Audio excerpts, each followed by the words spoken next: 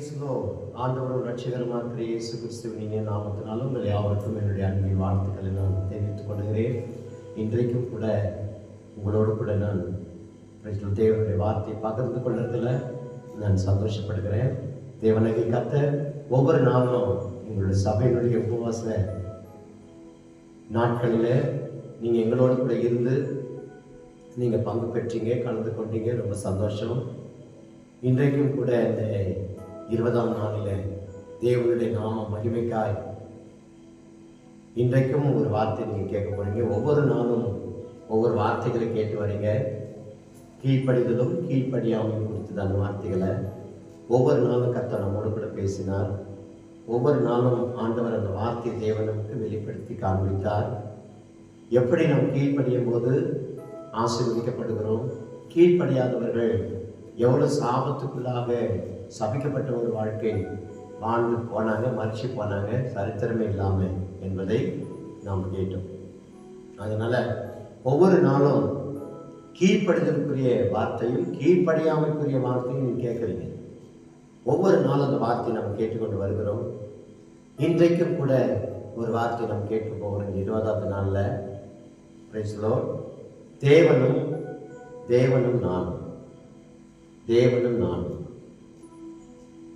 அந்த வார்த்தையின் கீழாக தேவன் எல்லாவற்றிலையும் அவர் கீழ்ப்படிந்தவராகி பிதாவினுடைய சித்தம் நிறைவேற்றபடியாக பிதாவுக்கு கீழ்ப்படிந்து இந்த பூமியில் வந்து நமக்காக அவர் மரித்து தான் ஜீவனையும் கொடுத்தார்.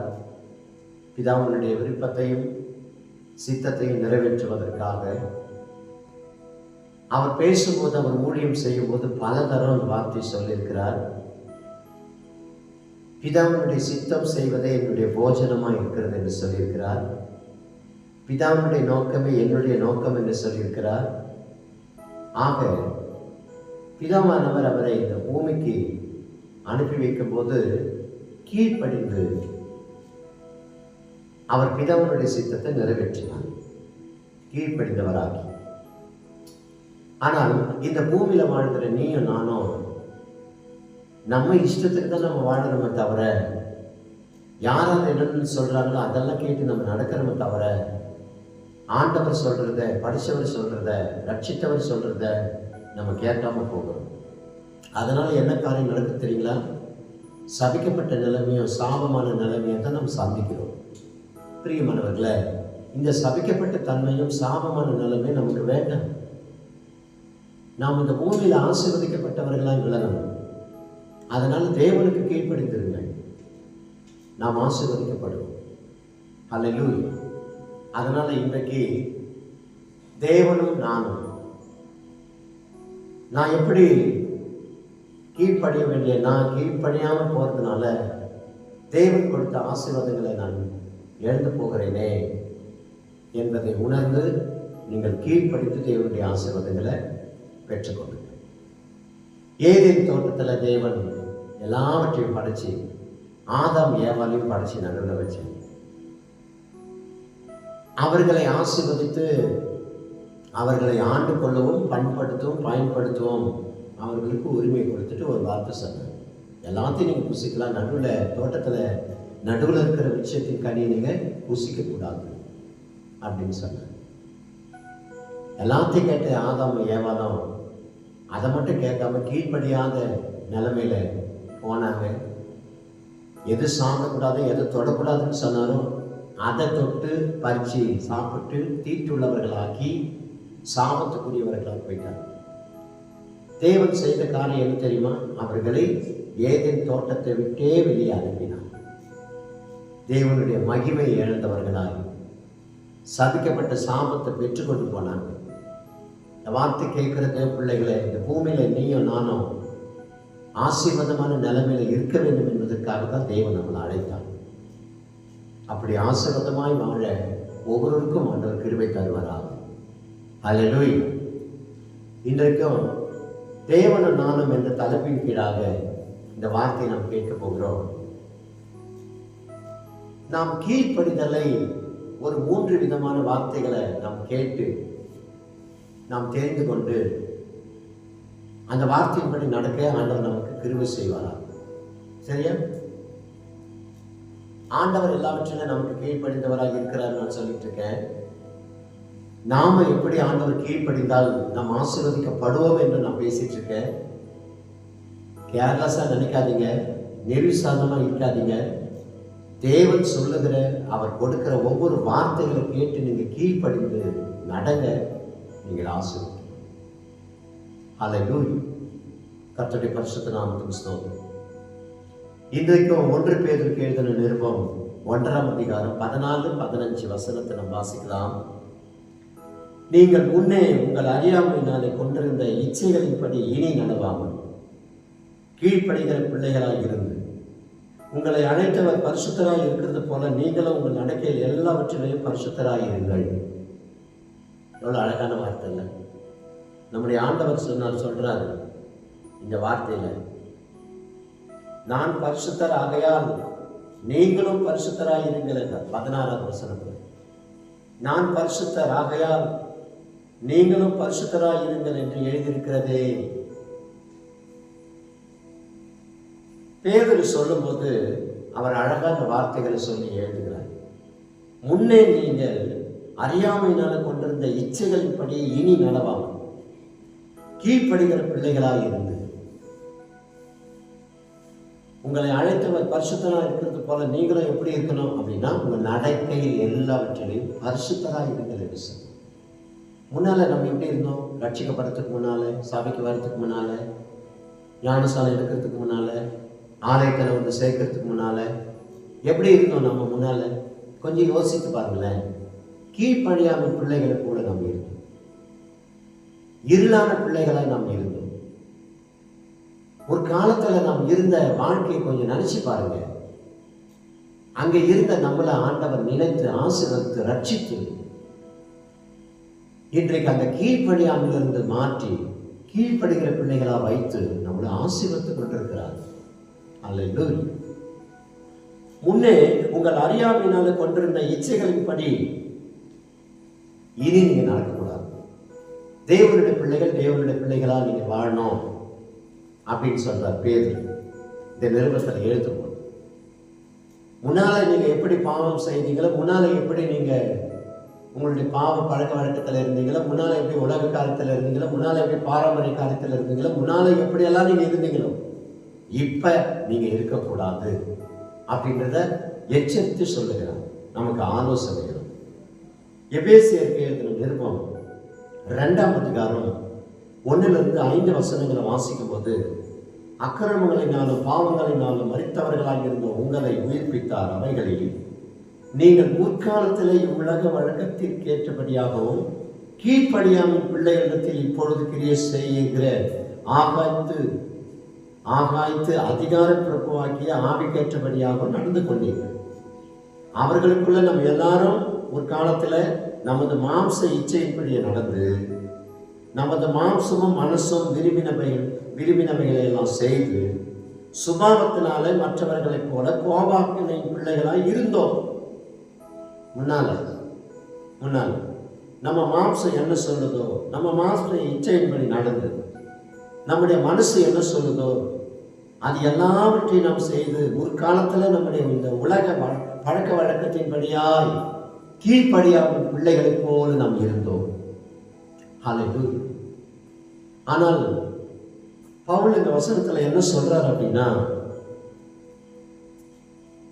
நீங்க மற்றவர்களைப் போல முன்னால இருந்தது போல இப்போ நீங்க இருக்க வேண்டாம் அப்படின்னு சொல்றார். ஹல்லேலூயா. இதே எபேசியருக்கு எழுதின நிருபம் 5ஆம் அதிகாரத்தில் நாம் பார்க்கும்போது 5ஆம் அதிகாரம் 8ஆம் வசனம், முற்காலத்துல நீங்கள் அந்தகாரமாய் இருந்தீர்கள், இப்பொழுதோ கர்த்தருக்குள் வெளிச்சமாய் இருக்கிறீர்கள், வெளிச்சத்தின் பிள்ளைகளாய் நடந்து கொள்ளுங்கள். ஹல்லேலூயா. 3 காரியம் சொன்னல, 3 வார்த்தை. அதுல முதலாவதாக ஒன்று சொல்றேன், கீழ்ப்படிதலை கற்றுக்கொள்ளுங்கள். நீங்கள் ஆசீர்வதிக்கப்படணும் அப்படின்னா இந்த கீழ்ப்படிதலை கற்றுக்கொள்ளும். ஆண்டவர் இப்ப நமக்கு சொல்லிக் கொடுக்கிற வார்த்தை என்ன? முன்னால இருந்த மாதிரி இப்ப யாரும் நடக்கணும். முன்னால எப்படி ஆலயத்துக்கு வரத்துக்கு முன்னால, ரட்சிக்கப்படுறதுக்கு முன்னால, ஞானசாலை எடுக்கிறதுக்கு முன்னால எப்படி இருந்தீங்க, அது இப்ப இருக்க வேண்டும். கலாத்தியர் எழுதின புத்தகத்தில் பார்க்கிறோம்ல 5ஆம் அதிகாரத்துல கிறிஸ்தவனுடையவர்கள் தங்கள் மாம்ச இச்சைகளை எல்லாம் சிலுவையிலே அடைந்திருக்கிறார்கள் என்று சொல்லி. அப்ப முன்னால இருந்தா மாதிரி, முன்னால வாழ்ந்தா மாதிரி, முன்னால அனுபவிச்சா மாதிரி, முன்னால பாவம் செய்தா மாதிரி, முன்னால அறியாமல் இருந்தா மாதிரி இப்ப இருக்கக்கூடாது. நீங்க பரிசுத்தமாக்கப்பட்டிருக்கிறீங்க, ரட்சிக்கப்பட்டிருக்கிறீங்க, ஞானஸ்நானம் எடுத்திருக்கிறீங்க. அதனால கீழ்ப்படிதலை கற்றுக்கொள்ளுங்கள். முதல்ல கர்த்தருக்கு ஸ்தோத்திரம். கீழ்ப்படிதலை கற்றுக்கொள்ளுங்க. அந்த வகையில யாராருக்கு நம்ம கீழ்ப்படினோம் அப்படின்னு ஆண்டவர் நமக்கு கற்றுக் கொடுக்கிறார். யாரார் நமக்கு கீழ்ப்படினோம்? தேவனுக்கு எல்லாவற்றையும் கீழ்ப்படினோம். 1. 2, உங்களை நடத்துகிற உங்க ஊழியக்காரருக்கு கீழ்ப்படினோம். 2. 3, உங்க புருஷனுக்கு நீங்க கீழ்ப்படினோம். 4, உங்கள் பெற்றோருக்கு பிள்ளைகள் கீழ்ப்படினோம். 5, உங்கள் எஜமானனுக்கு நீங்க கீழ்ப்படினோம், ஓனர். 6, மேலான அதிகாரம் உள்ளவர்களுக்கு நாம் கீழ்ப்படிய வேண்டும். 7, உங்கள் சபைக்கு நீங்க கீழ்ப்படியணும். 8, இளைஞர்கள் மூப்பர்களுக்கு கீழ்ப்படினோம். ஆக 1 பேதுருக்கு எழுதின நிருபம் 5ஆம் அதிகாரம் 5ஆம் வசனத்துல வாசிக்கிறோம், எல்லாரும் ஒருவருக்கு ஒருவர் கீழ்ப்படிந்திருங்கள் அப்படின்னு சொல்லி கொடுக்கிறார். அப்ப முதலாவதாக கீழ்ப்படிதலை நாம் கற்றுக்கொள்ள வேண்டும். இரண்டாவதாக கீழ்ப்படிந்து நாம் காத்திருக்க வேண்டும். அப்போஸ்தலர் எழுதின நடபடிகளின் புத்தகம் 1ஆம் அதிகாரம் 3ஆம் வசனத்திலிருந்து 5ஆம் வசனம் வரையிலும். நான் ஏற்கனவே சொன்னது போல இன்னைக்கு 20ஆம் நாள்ல அக்கினி முகாம், அபிஷேக முகாம் என்று சொல்லியிருந்தேன். இந்த நாளில நாம் கீழ்ப்படிந்து அவருக்காக, அவருடைய அபிஷேகத்துக்காக, வல்லமைக்காக, வரங்களுக்காக, கனிகளுக்காக, சமாதானத்துக்காக, சந்தோஷத்துக்காக எதுக்கெல்லாம் நம்ம காத்திருக்கணும் அப்படின்னா, அவருடைய கீழ்ப்படிந்து நாம இப்படி காத்திருக்கும் போது ஒரு 3 காரியத்தை செய்யலாம். புது வல்லமை, புது அபிஷேகம், புது பலன். காத்திருக்கிறவர்கள், கீழ்ப்படிந்து காத்திருக்கிறவர்களுக்கு 3 காரியம்: புது வல்லமை, புது அபிஷேகம், புது பலன். இதை நீங்க பெற்றுக்கொள்ள வேண்டும் என்று சொன்னால் கீழ்ப்படிந்து காத்து அவசரப்படாது. ஒரு பிள்ளைய, ஒரு ஸ்திரியானவங்க பெற்றெடுக்கணும்னா 10 மாசம் காத்திருக்க வேண்டியதா இருக்கு, பொறுமையாக. அது போல நீங்க காத்திருந்து பெற்றுக்கொள்ள வேண்டிய நன்மைகளை நீங்க பெற்றுக்கொள்ள வேண்டும். 3ஆவதாக கீழ்ப்படிந்து அவருடைய அபிஷேகத்தை நாம் பெற்றுக்கொள்ள வேண்டும். யோவான் எழுதின சுவிசேஷம் 20ஆம் அதிகாரம் 21, 22 வசனங்களை வாசிக்கும் போது அவர் சீஷர்களை பார்த்து அவர்களை ஆசீர்வதித்து ஊதி பரிசுத்த ஆவியை பெற்றுக்கொண்டு நீங்க புறப்பட்டு செல்லுங்கள், எல்லா சகல ஜனங்களுக்கு சுவிசேஷத்தை சொல்லும்படியாயிற்று. அவர்களுக்கு அபிஷேகத்தை கொடுத்து அவர்களுக்கு வல்லமையை கொடுத்து ஆசீர்வதித்து அனுப்புகிறார். அல்லேலூயா. 3 காரியங்கள்: கீழ்ப்படிந்து கற்றுக்கொள்ளுங்கள், கீழ்ப்படிதலை கற்றுக்கொள்ளுங்கள், கீழ்ப்படிந்து காத்திருங்கள், கீழ்ப்படிந்து பெற்றுக்கொள்ளுங்கள். அது உங்களுக்கு ஆசீர்வாதமாக இருக்கும். அல்லேலூயா. எந்த மனுஷன், எந்த மனுஷி கீழ்ப்படுகிறீங்களோ, கீழ்ப்படிதலை கற்றுக்கொள்றீங்களோ, உங்க வாழ்க்கையில நீங்க ஆசீர்வாதமா இருப்பீங்க. நீங்க என்ன சொல்றது, நான் என்ன கேட்கறது, நான் இருக்கிற மாதிரி தான் இருப்பேன் அப்படின்ற மாதிரி நீங்க நினைச்சிட்டு இருந்தீங்கன்னா உங்க வாழ்க்கை அதோ கத்துதான். இருக்கிற ஆசீர்வாதமும் இழந்துட்டு நிர்கந்தியா உட்கார்ந்துட்டு இருப்பீங்க. இன்றைக்கு ஆண்டவர் உங்களை எச்சரிக்கிறார்.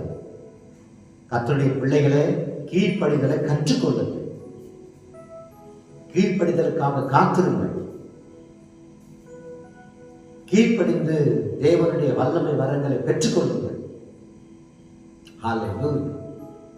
ஆண்டவர் என்ன சொல்றாரோ அதை காத்திருங்க. ஆண்டவர் எதை பெற்றுக்கொள்ளணும்னு சொல்றாரோ அதை பெற்றுக்கொள்ளுங்க. நீங்கள் ஆசீர்வதிக்கப்படுவீங்க. ஒருவர் சபிக்கப்பட்ட நிலைமையில போக வேண்டாம்.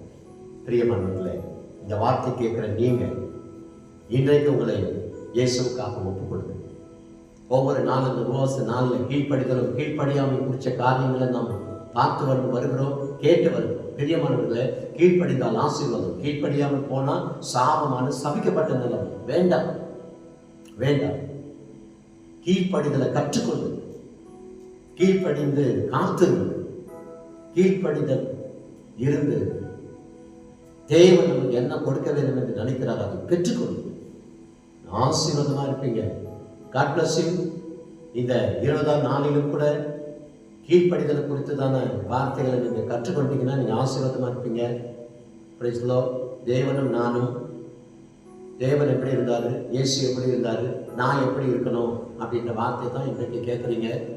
Praise the Lord. கீழ்ப்படிதலை கற்றுக்கொண்டு கீழ்ப்படியுங்க, அதன்படி நடங்க, ஆசீர்வதிக்கப்படுவீங்க. God bless you. ஜெபிக்கலாமா? அன்பின் பரலோக பிதாவே, நன்றியோடு துதிக்கிறோம், ஸ்தோத்திரிக்கிறோம். ஆண்டவரே, ஆசீர்வதிக்கப்பட்ட நன்மையான கர்த்தாவே, இந்த நல்ல 20ஆம் நாளிலும் குடும்ப சமூகத்திலும் உடைய வார்த்தை நாங்கள் கேட்டோம். ஆண்டவரே, இன்றைக்கும் கர்த்தாவே, நாங்கள் ஆசீர்வதிக்கப்பட கீழ்ப்படிதலை கற்றுக்கொள்ள வேண்டும். ஆண்டவரே, ஸ்தோத்திரம். கீழ்ப்படிந்து காத்திருக்க வேண்டும், கீழ்ப்படிந்து பெற்றுக்கொள்ள வேண்டும் என்று சொல்லி ஆண்டவரே, அந்த கீழ்ப்படிதலை நாங்கள் கற்றுக்கொண்டு காத்திருந்து பெற்றுக்கொண்டு ஆண்டவரே, நாங்கள் ஆசீர்வதிக்கப்பட்டவர்கள் அந்த சமுதாயத்தில் வாழ கர்த்தர்கள் கிருபை தாரும். ஆண்டவரே கர்த்தாவே, தேவனும் நானும், தேவன் எப்படி எல்லாவற்றிலும் கீழ்ப்படிந்து இருந்தாரோ அது போல நாங்களும் எல்லாவற்றையும் கற்றுக்கொண்டு கீழ்ப்படிதலை கற்றுக்கொண்டு ஆண்டவருடைய ஆசீர்வாதங்களை நாங்கள் பெற்றுக்கொண்டு உமக்காக வாழ கர்த்தர்கள் கிருபை தரும்படியா ஸ்தோத்திரங்கள் தாவே. முன்னால நாங்கள் எப்படி இருந்தோம் என்பதை எங்களுக்கு ஞாபகப்படுத்தியிருக்கிறேன். இப்போ எங்களுடைய வாழ்க்கை டிஃப்ரெண்ட்டாக, ஆசீர்வாதமாக, வருஷத்தமாக, பிரித்தெடுக்கப்பட்டதா அது இருக்க வேண்டும் என்று சொல்லி நீ பேசின வார்த்தைகளுக்காக ஸ்தோத்திரம். ஆண்டவரே, இன்றைக்கு எத்தனையோ பேர் ஆண்டவரே வார்த்தையை கேட்டோம், சபைக்கு போயோம், திருவிருந்து எடுத்தோம், சபையோட ஐக்கியம் கொண்டோம், ஊழியக்காரர்களை எச்சரித்தோம், புத்தி சொல்லியும் ஆண்டவரை மாறாத, குணப்படாத, செய்கிற பாவங்களை, செய்கிற குற்றங்களை, செய்கிற அநியாயங்களை, செய்கிற உலக காரியங்களை செய்து கொண்டே சபிக்கப்பட்ட வாழ்க்கை வாழ்ந்து கொண்டிருக்கிறாங்கப்பா. ஆண்டவரே, இந்த ஜபத்தில் இணைந்திருக்கிற ஒவ்வொரு தேவ பிள்ளைகளும் ஒருவரும் சபிக்கப்பட்ட நிலைமையில போகாதபடிக்கு தேவனுக்கு கர்த்தர் ஒவ்வொருவரும் ஆசீர்வதிக்கப்பட்ட நிலைமையில வாழ வளர கர்த்தர் கிருபை தருகிறார். ஆசீர்வதியும் அற்புதங்களை செய்யும். இப்படி நாம் ஒன்று மையப்படுத்திக் கொள்ள இயேசுவின் நாமத்தில் பிதாவே, ஆமென். ஆமென். God bless you. ஆண்டவர் நிறைய ஆசீர்வதிப்பார். கீழ்ப்படிதலை கற்றுக்கொண்டு முன்னால வாழ்ந்த வாழ்க்கை இப்போ வாழாம டிஃப்ரெண்டா ஒரு புது வாழ்க்கை வாழ்க. ஆண்டவர் உங்களை ஆசீர்வதித்து உங்களை உயர்த்துவார். God bless you. God bless you.